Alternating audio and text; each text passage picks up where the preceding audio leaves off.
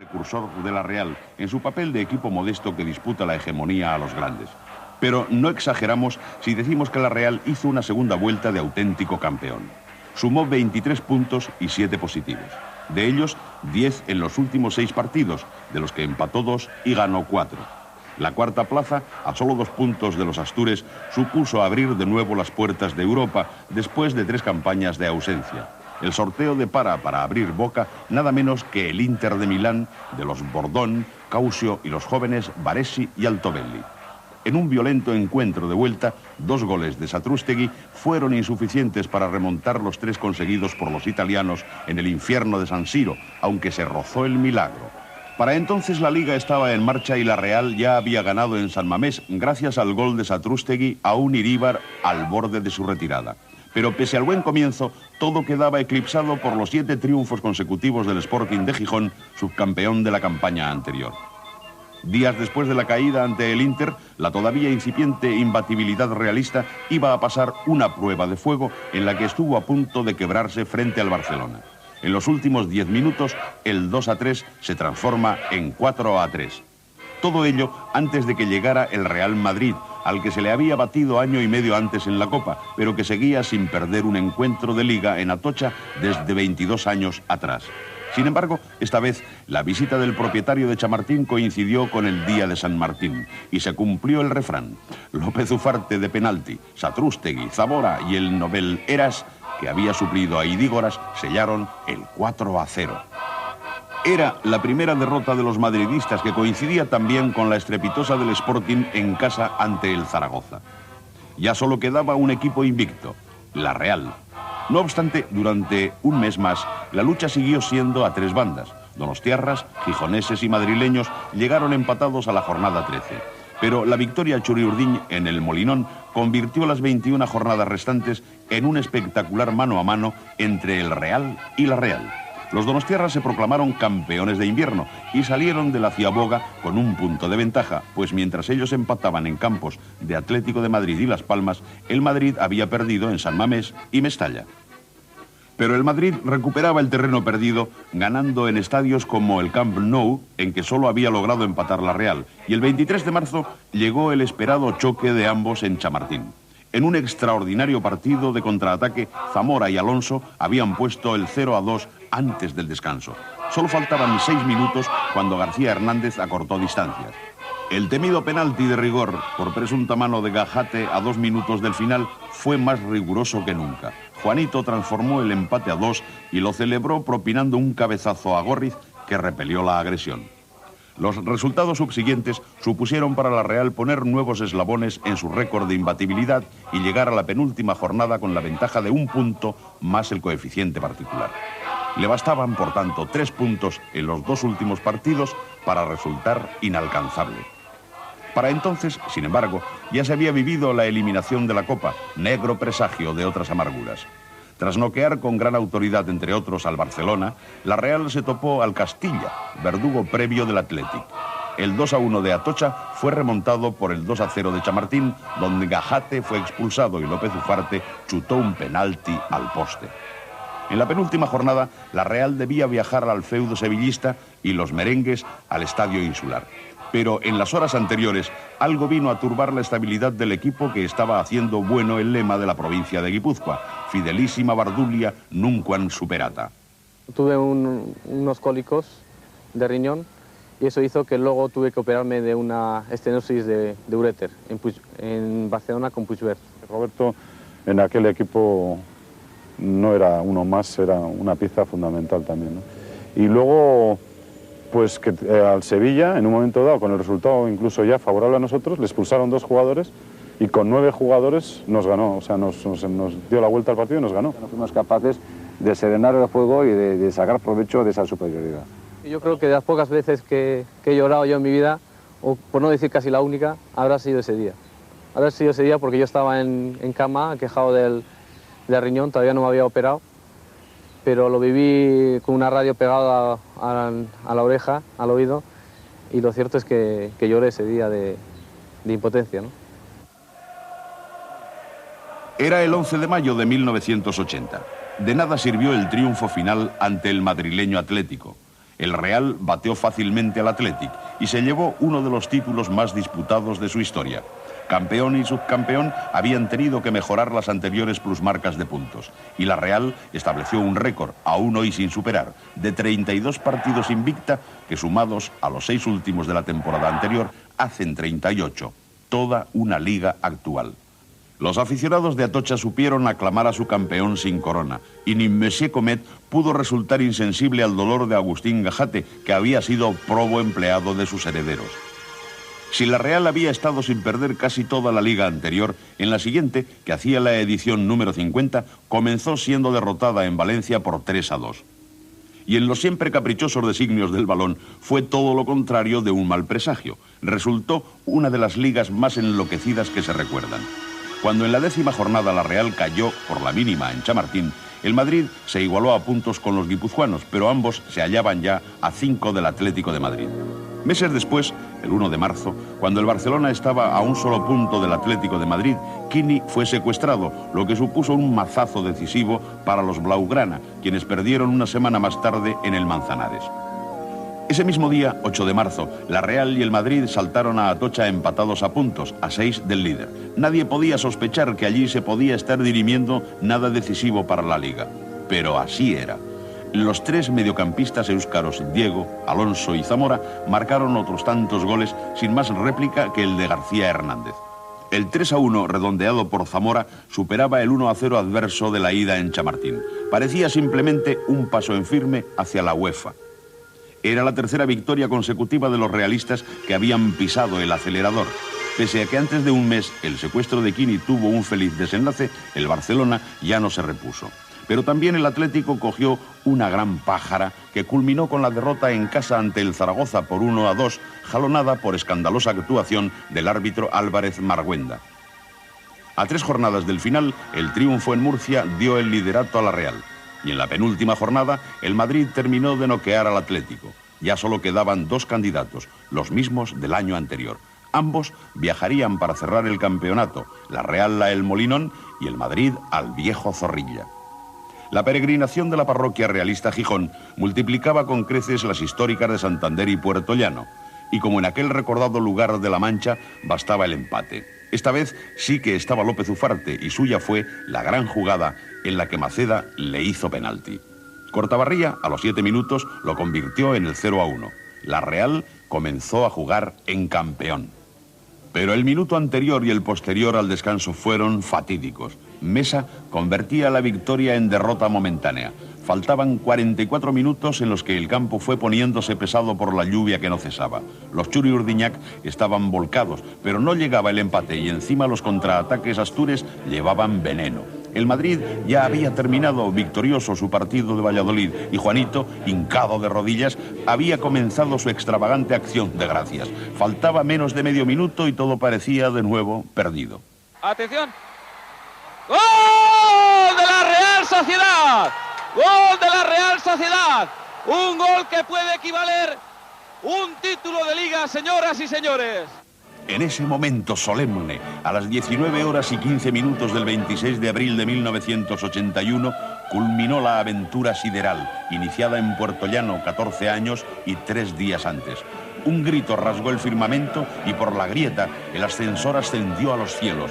San Pedro no reconoció al intruso hasta que vio a San Sebastián alborozado y aliviado de sus saetas. Ni San Mamés pudo evitar un guiño de complicidad. Inmortales glorias del Orfeón Donostiarra entonaron el aleluya de Händel ante la perplejidad del Mesías. Monsieur Comet había concedido al fin una amnistía y Benito Díaz se sintió el hombre más feliz de la tierra. Satisfecho, muy satisfecho de haber venido a presenciar esta jornada que tanto se pretendió, se buscó, se necesitó ya para nuestro historial. Se había culminado la obra inconclusa un año antes. La justicia llegó en el último minuto y el gol de Zamora será el hito que marcará por siempre jamás el antes y el después de esta historia.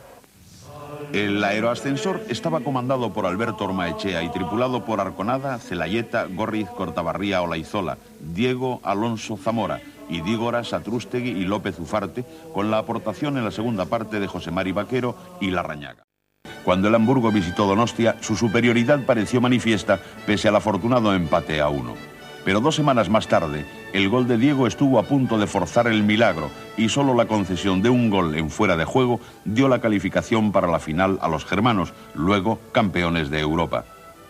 José Luis Orbegozo, después de 16 años y tras no poder llevar a buen puerto su vieja ambición de un nuevo campo, legó un epílogo derrotista. La Real está herida por un rejón de muerte. Pero el sucesor, Iñaki Alquiza, iba a conocer también momentos felices. No obstante, sus 2 primeras temporadas se saldaron con otros tantos fracasos deportivos, pues no se logró la calificación europea. Ello precipitó acontecimientos y el revulsivo buscado tomó cuerpo en la persona de un controvertido entrenador galés que ya había visitado Atocha con el Liverpool 10 años antes.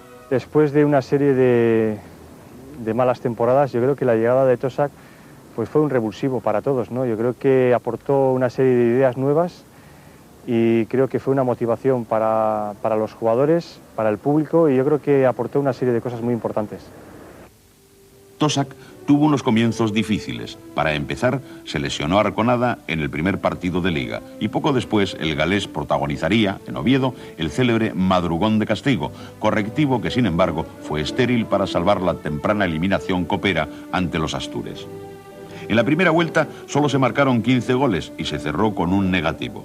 Pero su trayectoria como jugador y su neta vocación por el juego de ataque bien pronto iban a propiciar el juego de palabras con su apellido y su procedencia, Atocha, país de goles. Y así fue, porque en la segunda mitad del campeonato el equipo marcó 49 goles, con lo que sumó 64. Superó así todas las cotas alcanzadas en los años del subcampeonato y los 2 campeonatos. Tosak había dado un giro copernicano a un equipo con históricas carencias defensivas, pero en la liga siguiente, la del playoff, sus desaciertos propiciaron una pronta eliminación de la UEFA, a lo que se sumó la polémica por tratar de prescindir de López Ufarte. Por contra, la Copa fue otra cosa. Una serie de eliminatorias más que asequibles encaramaron al equipo en semifinales contra un Athletic en horas bajísimas. Después del empate a 0 en Atocha, el gol de Vaquero en San Mamés situaba a la Real en la final de Copa 36 años después. Por primera vez en un lance de estas características, el oponente no iba a ser el gafado Barcelona, sino el Atlético de Madrid. Quedaban 2 semanas y de manera inesperada, la afición realista que había vivido esa campaña en medio de la decepción se encontró de repente con un nuevo molinón, aunque esta vez en la Romareda de Zaragoza. Era la ocasión de conseguir, a la cuarta, el título que faltaba desde los prehistóricos tiempos del club ciclista. El 27 de junio de 1987, bajo un calor asfixiante, el favorito, Atlético de Madrid, y el outsider, la Real Sociedad, protagonizaron la más hermosa y emocionante final de Copa de los últimos tiempos. Arconada, Dadie, Gorriz, Gajate, Sagarzazu, Larrañaga, López Recarte, Zamora, López Ufarte, Begiristain y Vaquero formaron el 11 inicial realista. López Ufarte sabía que aquella final iba a ser su último encuentro de Churi Urdiñ y su despedida fue una admirable exhibición lejos de todo rencor. La viví intensamente, además me preparé para ese partido, donde por supuesto pues estuve muy activo en el partido y además metí un gol que no se me olvidará tampoco. Y tampoco lo olvidará Guipúzcoa entera, porque el gol le situó de nuevo en el umbral de la gloria cuando a los 10 minutos José Mari Vaquero le cedió el balón y él puso el 1-0. Una preciosa doble pared entre Marina, Rubio y Polilla da Silva culminó en el empate a 1 14 minutos después. Pero Chiqui Begiristain se sabía heredero de aquel esplendoroso número 11 y le dedicó la mejor despedida. A falta de 9 minutos para el descanso, en un alarde de sangre fría, situó suavemente el balón en la cruceta izquierda. Fue una obra de arte. La Real, mejor situada sobre el campo, dominaba la situación, pero se retiró al descanso con el mínimo 2-1. Tampoco remachó en la segunda parte y ello permitió a Rubio empatar a falta de 15 minutos y forzar la prórroga. El calor hizo mella sobre todo en quien más había llevado la iniciativa en el partido y más había merecido la victoria, la Real. Para antes de la llegada de los penaltis, la afición ya había hecho una sabia llamada a la tranquilidad. No pasa nada, tenemos a Arconada. Estábamos en los injustos penaltis que paradójicamente hicieron justicia. Entonces nos acordamos de Rafael Alberti. camisetas azules y blancas sobre el aire, camisetas reales, contrarias contra ti, volando y arrastrándote, placo, placo lejano, rubio placo tronchado, tigre ardiendo en la hierba de otro país. Camisetas rojas y blancas, retales de rancio colchón, contra ti, Luis Arconada, mano de hierro y marfil, llave enhiesta ante el pórtico áureo. Y del áureo pórtico surgió la mano que detuvo el penalti de Quique. El cantábrico mar blanquiazul se agitó alborozado en el reencuentro con la gloria, y el ascensor volvía a entrar en la órbita celestial mientras el mismísimo Monsieur Comet le daba la bienvenida brindando con genuino champán francés.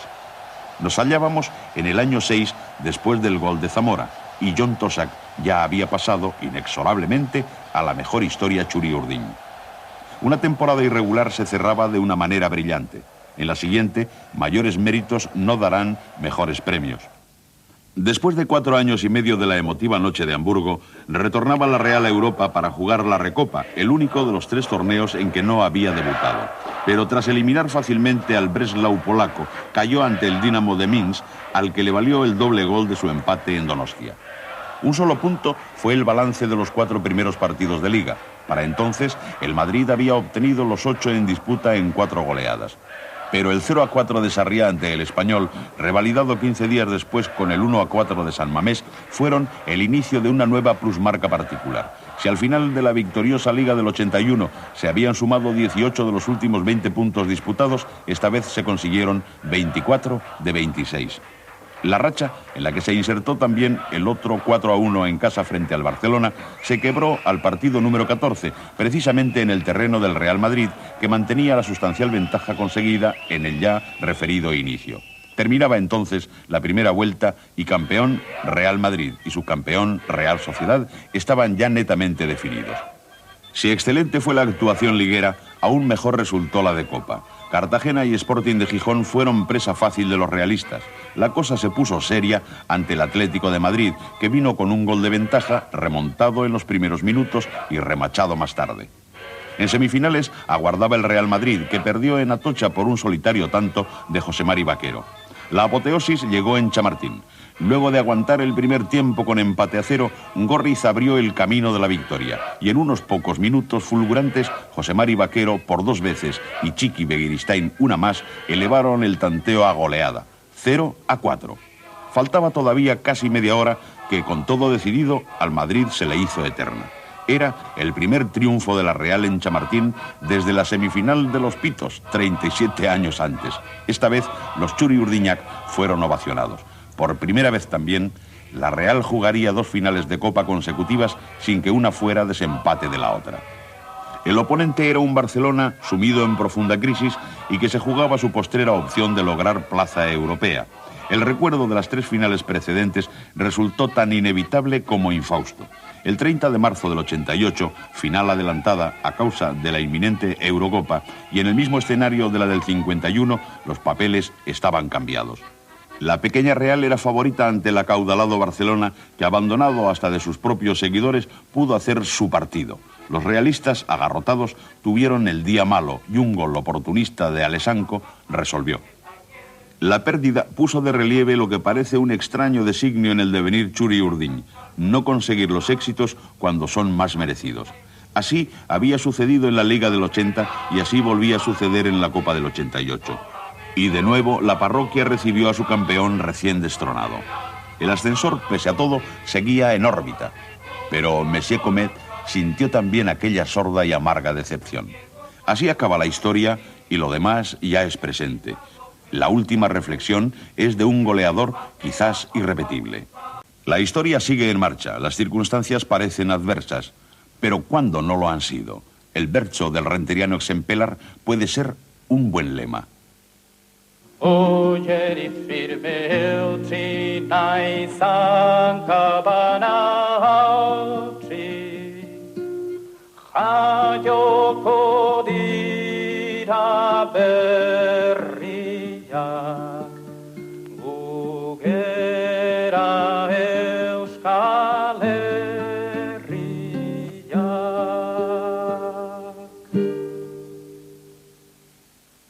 Puede, no obstante, que la vorágine de millones y la hiperprofesionalización lleven al más pequeño de los grandes clubes a una irreversible enfermedad que ya aquejó antes, por ejemplo, al Real Unión. Y entonces solo nos cabe el lírico epílogo del poeta británico William Wordsworth, que a nosotros llegó con Elia Kazan y Natalie Wood a través del cine. Aunque ya nada pueda devolver la hora del esplendor en la hierba, de la gloria en las flores, no hay que afligirse, porque la belleza siempre subsiste en el recuerdo. San Sebastián en el 9º año, después del gol de Zamora.